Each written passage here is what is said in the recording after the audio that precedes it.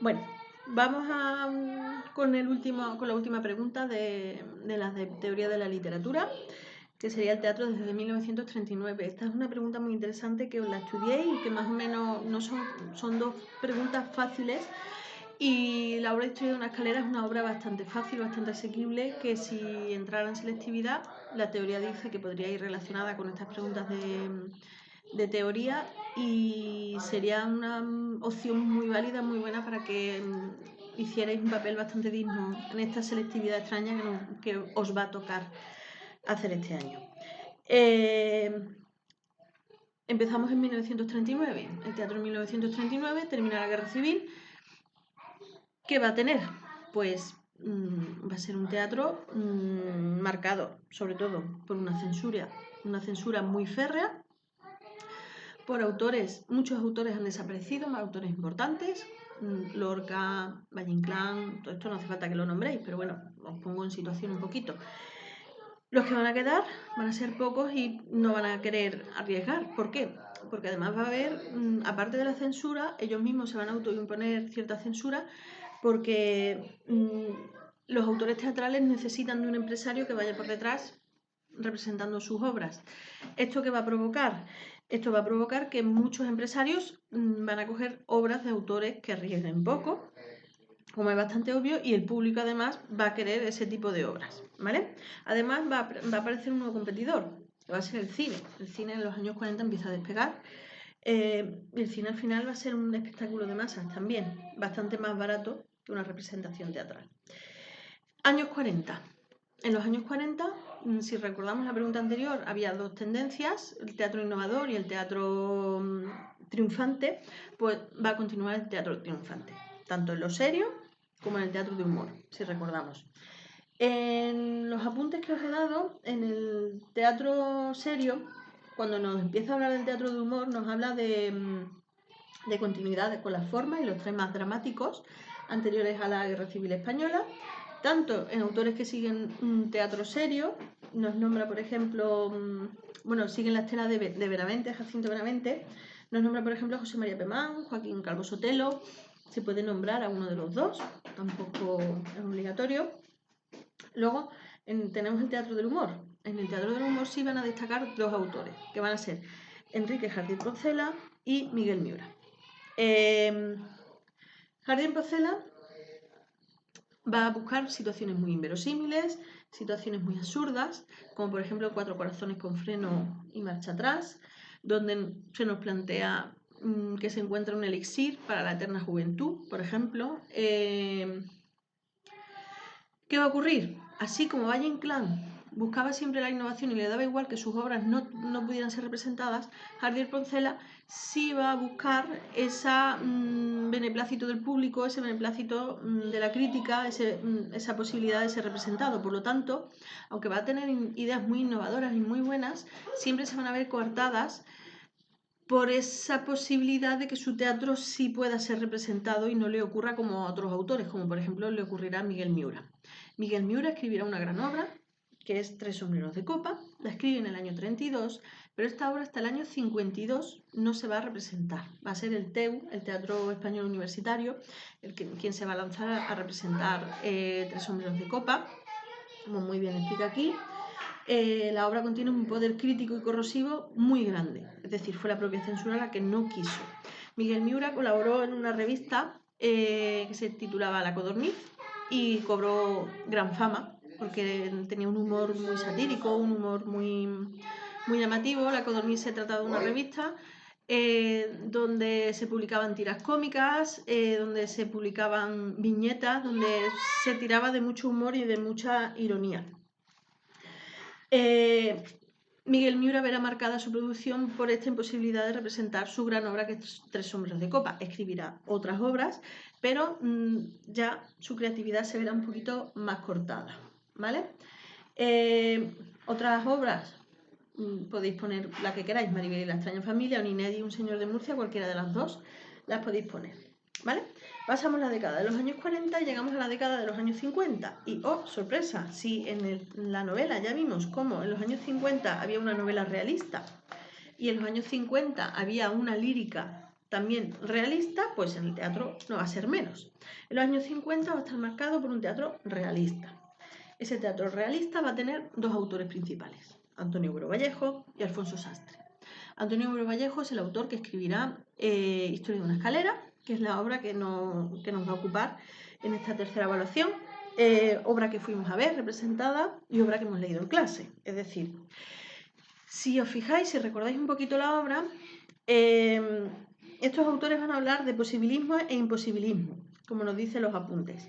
¿Qué significa esto?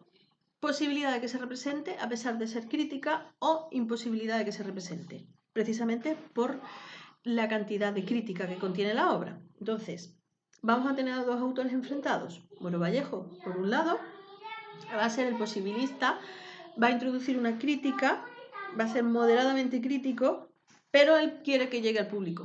¡Mamá! Como lo podemos ver en... Me cago en un botón, mira, el Indominus Rex como el que sale en Jurassic World 2. ¿Sí? El Indominus Rex. Pues venga, y corre. el Mosasaurio que salía en Jurassic World 2. Venga, corre al patio. Y se le abre, este tiene la boca solo abierta y este se le abre y se le cierra. Como el de Jurassic World. Venga al patio. Bueno, continuamos. Frente a Buro Vallejo, que escribió La historia de una escalera, si la recordamos, la obra está llena de referencias críticas. Hablaremos de ella. Haremos un vídeo expreso de Historia de una escalera para explicarla bien y ver los temas, ver la crítica, ver lo que hay en ella. Frente a Historia de una escalera, ese teatro posibilista, tenemos a Alfonso Sastre. Alfonso Sastre será el otro gran autor del teatro realista, del teatro social, de los años 50, y para él no va a haber esa posibilidad, es decir, él prefiere escribir a sabiendas de que sus obras no se van a estrenar, pensando que no se van a estrenar de momento, él ya se estrenará, ¿vale? Él considera que a través de sus obras tiene que experimentar esa necesidad de cambio social, esa necesidad de ver los asuntos de gravedad que hay en la sociedad del momento. Su obra principal es Cuadro hacia la muerte. Es una obra muy interesante, donde hay un grupo de soldados que son enviados al frente de la batalla. ¿Por qué?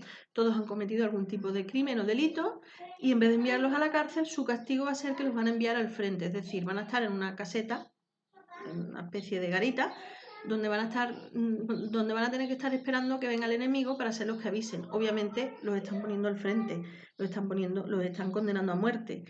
Entonces la obra va a consistir en los diálogos entre estos personajes que se saben condenados a muerte por estar donde están. Si se escapan, no se escapan, se convierten en desertores, no se convierten, etcétera, etcétera.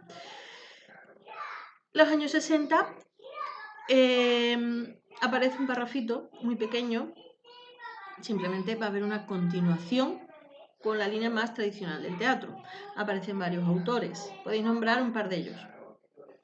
Antonio Gala, con Anillos para una dama, nos cuenta la historia de Jimena, la mujer del Cid, una vez que el Cid ha muerto. José Luis Alonso de Santos, con Bajarse al Moro, una obra bastante actual. Esta obra no es de los años 60, es un poquito más actual. Unos jóvenes que viven en Madrid en los años 80, la movida madrileña, y una de ellos, una de las jóvenes que conviven en un piso, son las relaciones que se establecen entre ellos, una de ellas pues decide bajar a Marruecos a por material para venderlo luego en Madrid. Las cosas que les ocurren. Hay Carmela, una obra durante la Guerra Civil, donde los protagonistas son dos cómicos que van durante la época de la República y de la Guerra Civil haciendo representaciones y las cosas que ocurren. Y también aparece aquí Fernando Fernán Gómez, fue director de cine, fue actor, pero también escribió obras teatrales como por ejemplo Las bicicletas son para el verano, una obra que nos narra la vida en Madrid cuando empieza durante la Guerra Civil. Una familia que vive en Madrid durante la Guerra Civil, cómo son las relaciones y las cuestiones.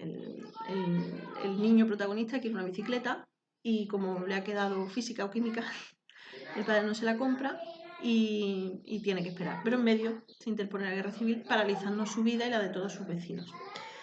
Terminamos con el teatro vanguardista. El teatro vanguardista ya años 70 y por supuesto años 80. Aquí vienen varios autores, principales autores. Fernando Rabal, debemos hablar de Fernando Rabal, y podemos hablar de Francisco Nieva, más que de Miguel Romero Esteo. Fernando Rabal va a ser el autor, el creador de lo que él va a llamar teatro pánico. Teatro pánico haciendo alusión al dios Pan. Él va a unir lo absurdo y lo cruel. Va a ser un autor muy controvertido, va a tener una vida muy rara. Él nace en Melilla, está a punto de ordenarse sacerdote, pero él mismo cuenta que se le aparece, estando en Mallorca, en la cueva del Dragún, me parece que era, se le aparece la propia Virgen María y le dice que no tiene que meterse, que ordenarse sacerdote, sino que debe salir y convertirse en autor teatral. Y será uno de nuestros grandes autores teatrales.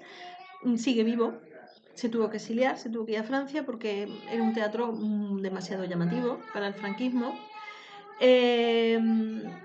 Ese absurdo más cruel, por ejemplo, se ve muy bien reflejado en una de sus grandes obras, que es Picnic, donde un soldado que está en el frente de batalla, de repente aparecen sus padres para hacer un picnic con él.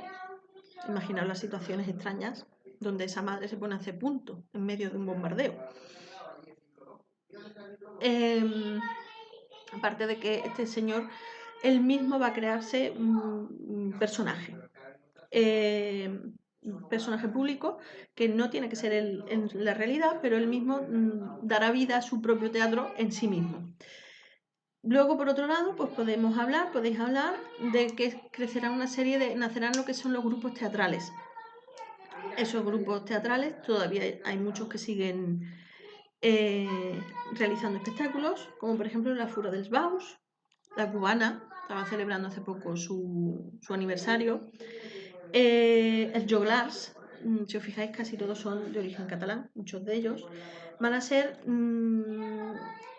grupos de actores, comediantes, cantantes, un poco de espectáculo de circo. La Fura del Baus, por ejemplo, van a ser siempre espectáculos que busquen llamar la atención. La Cubana va a ser espectáculos que sean llamativos, pero en cuanto tipo varieté, cabaret, con actuaciones musicales, pero todo con mucha ironía, con mucho sarcasmo. Más o menos esto es de lo que tenéis que hablar. Años 40, continuación con lo anterior, teatro del humor, Javier Poncela, Miguel Miura. Años 50, teatro realista, teatro social, con Boro Vallejo, con Alfonso Sastre. Años 60, continuación de lo comercial, nombráis a un par de autores. Y por último, el teatro vanguardista, ¡un momentito! Teatro vanguardista con Fernando Rabal, su teatro pánico y la creación de los grandes grupos teatrales. No me dejas. ¡Chao!